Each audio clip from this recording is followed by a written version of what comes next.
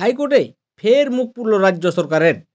High court নির্দেশ দেওয়ার পরেও হাইকোর্টের রায়কে অবমাননা। হাইকোর্টের বিচারপতি তীর্থঙ্কর ঘোষের কাছে কড়া দমক খেতে হলো রাজ্যকে।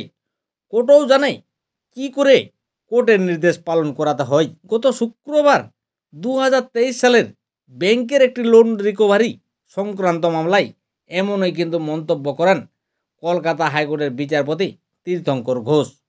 2023 সালে রানীগঞ্জে ব্যাংকের করা একটি অভিযোগের ভিত্তিতে এই মামলা হয়। অভিযোগ ছিল ব্যাংক থেকে এক ব্যক্তি লোন নিয়ে জেসিবি কিনতে চেয়েছিলেন। দেখা যায় লোন নেওয়ার পর আর ওই লোন মেটানো হয়নি। টাকা না পাওয়ায় ব্যাংক ওই জেসিবি মেশিন বাজেয়াপ্ত করতে গিয়ে দেখে আদৌ কোনো মেশিনেই কেনা হয়নি।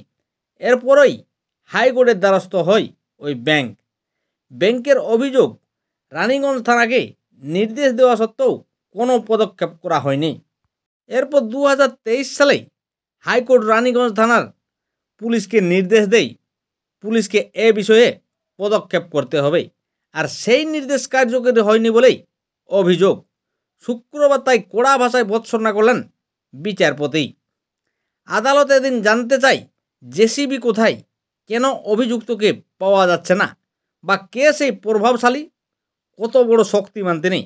পুলিশকে এমনই ভাষায় কিন্তু ভর্ৎসনা করলেন বিচারপতি তীর্থঙ্কর ঘোষ।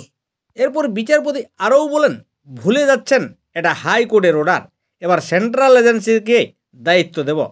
ভুলে যাবেন না, তদন্তকারী অফিসারের কিন্তু নিউ টাউন থানার আইসির মতো অবস্থা হবে। এরপর তিনি আরও বলেন, রাজ্য যদি মনে করে হাইকোর্টের নির্দেশ মানবে না, তাহলে কোর্ট জানে কি করে নির্দেশ পালন করাতে হয়।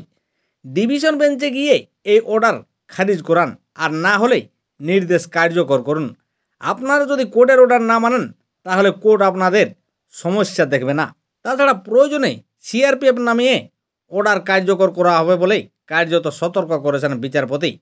আগামী 10 মার্চ পর্যন্ত সময়ও দেওয়া হয়েছে, তবে এটাই কিন্তু শেষ সুযোগ বলে উল্লেখ করেছেন বিচারপতি তীর্থঙ্কর ঘোষ। তবে এরপর রাজ্য সরকার কি করে সেদিকে তাকিয়েই কিন্তু ব্যাংক কর্তৃপক্ষ। তবে কোর্টের নির্দেশ না মানলে তার কি পরিণত হবে তাও কিন্তু এদিন বুঝিয়ে দিয়েছেন বিচারপতি।